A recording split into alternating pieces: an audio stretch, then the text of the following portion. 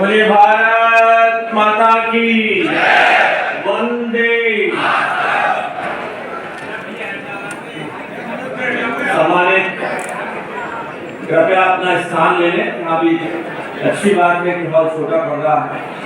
पीके गुप्ता जी अगली बार इससे बड़ा हॉल के अंदर हमारा कार्यक्रम कराएंगे। भाई जी इस हाल में उपस्थित सभी राष्ट्र प्रेमियों का, युवा शक्ति का, सामाजिक कार्यकर्ताओं का, राजनीतिक प्रतिनिधियों कार्यकर्ताओं का मैं हार्दिक अभिनंदन करता हूं। विशेष तौर पर हमारे बीच में उपस्थित हमारे जनप्रतिनिधि आदरणीय नरेंद्र भाटी जी, आदरणीय विधायक धीरेन्द्र सिंह जी, आदरणीय विधायक तेजपाल जी और हमारे क्षेत्रीय अध्यक्ष भाई सत्येंद्र सिसोदिया जी और सभी इस आमंत्रण को स्वीकार करें। मैं उनका भी अभिनंदन करता हूं, संयोजक होने के नाते, आपका जनप्रतिनिधि होने के नाते। साथियों, धन्यवाद देता हूं आदरणीय डॉक्टर पीके गुप्ता जी, वाई के गुप्ता जी और उस पूरे मां शारदा के परिवार का, जिन्होंने मेरी कर्मभूमि की इस माटी जहां 42 वर्ष जीवन के मैंने गुजारे हैं, उसमें एक और सितारा शारदा परिवार के रूप में, शारदा यूनिवर्सिटी के रूप में आगरा से चलकर आए। माता के उन संस्कारों को लेकर, परिवार के उन संस्कारों को लेकर शिक्षा के मंदिर के रूप में व्यवसायिक संस्थान नहीं बनाकर राष्ट्र भाव, राष्ट्र प्रेम की भावनाओं से ओतप्रोत जहां विद्यार्थी शिक्षा प्राप्त कर जाते हैं, लगभग 90 देशों से अधिक के विद्यार्थी जिस शिक्षण संस्थान में शिक्षा प्राप्त कर रहे हो, 1 लाख से ऊपर की फैकल्टी स्टूडेंट्स हो, यहाँ पर एलुमनाई हो, ये हमारे लिए गर्व और गौरव की बात है। गौतम बुद्ध नगर के लिए और राष्ट्र के लिए भी गौरव की बात है। और जब भी कभी राष्ट्र की सेवा की, समाज की बात आती है, आदरणीय पीके गुप्ता जी, भाई वाकी गुप्ता जी एक कदम आगे बढ़कर हमारे साथ रहते हैं। मैं उनका धन्यवाद और अभिनंदन करता हूँ। साथियों, ये वर्ष आजादी का अमृत काल का समय है। हमारे लिए गर्व और गौरव की बात है। उस भारत माँ के वटवृक्ष रूपी पेड़ के नीचे हम छाया, निर्मल छाया में हम लोग आगे बढ़ रहे हैं।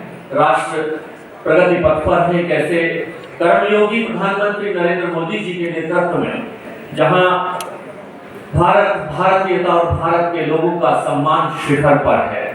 गर्व से हम कहते हैं कि हम उस भारत के वासी हैं जिसका नेता कोई और नहीं, हमारे अपने नरेंद्र मोदी जी हैं। उत्तर प्रदेश में योगी जी के नेतृत्व में प्रदेश आगे बढ़ रहा है। और उस अमृत काल में अगर आजादी के 1947 के समय, उससे पहले की कुछ व्यवस्थाओं को देखें तो जहां पंडित दीनदयाल उपाध्याय जी ने अंत्योदय यानी पायदान की सीढ़ी पर खड़े हुए अंतिम व्यक्ति तक अगर आजादी की रोशनी की किरण ना पहुंचे तो ऐसी आजादी बेमानी होगी। दूसरे हमारे संस्थापक के रूप में डॉक्टर श्यामा प्रसाद मुखर्जी, एक देश, एक प्रधान, एक विधान, एक निशान, आज उस तरफ हम बढ़ रहे हैं। जो सरदार पटेल ने किया, उनके सपनों में रंग भरने का काम कर रहे हैं वही प्रधानमंत्री नरेंद्र मोदी जी। क्या देश में कोई भूखा ना सोए? 80-85 करोड़ देशवासियों को राशन जहां मिल रहा है, वहां ऐसी कृतियां जो हमारे वसीयत में मिली थी हमें, धारा 370, सेक्टर 35 है, कॉमन सिविल कोड, राम मंदिर की समस्या, 3 तलाक की समस्या, आज उन समस्याओं से निजात होते हुए हमें एक और ऐसी चुनौती, अगर 1951-52 से लेकर 1967 तक इस देश में एक राष्ट्र एक चुनाव होता था तो किन परिस्थितियां, ऐसी कौन सी परिस्थितियां हुई, किन परिस्थितियों में बदलाव आया। कुछ पार्टियों ने, कांग्रेस पार्टी खासतौर पर, उसके लिए मुझे कहते हुए कोई हिचक नहीं है, उन्होंने अपने व्यक्तिगत स्वार्थों के कारण इस व्यवस्था में बदलाव लाए। जब बिहार में बदलाव हुआ और अन्य राज्य बने तो अपने राजनीतिक हित साधने के लिए देश को करोड़ों रुपए के आर्थिक बोझ के नीचे दबा दिया, अपने राजनीतिक स्वार्थ हितों को साधने के लिए। आज उस विषय पर, एक राष्ट्र एक चुनाव का विषय हमारे दिल में, सबके दिल में रहता था। हर बैठा यहाँ व्यक्ति, हर युवा, हर देशवासी ये समझता है इसके दंश। मैं इस विषय पर नहीं बोलूंगा। इस विषय पर आज बोलने के लिए आज हमारा मार्गदर्शन करने के लिए आज जिस तरह से आप लोगों ने अभिनंदन किया है, एक ऐसे राष्ट्रभक्त का, वो पार्टी के संगठन मंत्री से पहले एक राष्ट्रभक्त है जिन्होंने 1988 में आसपास के बिजनौर जिले से ही, जिन्होंने अपने मैकेनिकल इंजीनियर होने के बाद अपना जीवन बजाय किसी नौकरी में जाने के लिए राष्ट्र को समर्पित कर अखिल भारतीय विद्यार्थी परिषद के साथ अपना जीवन शुरू किया। एक छोटे से कार्यकर्ता से लेकर प्रांत संगठन मंत्री, क्षेत्रीय संगठन मंत्री और राष्ट्रीय स्तर तक पहुंचकर झारखंड के 5 वर्षों तक संगठन महामंत्री रहता रहा। उत्तर प्रदेश जैसे विशाल राज्य, आप समझ सकते हैं उत्तर प्रदेश की, कल्पना कर सकते हैं उत्तर प्रदेश की विविधता कितनी है।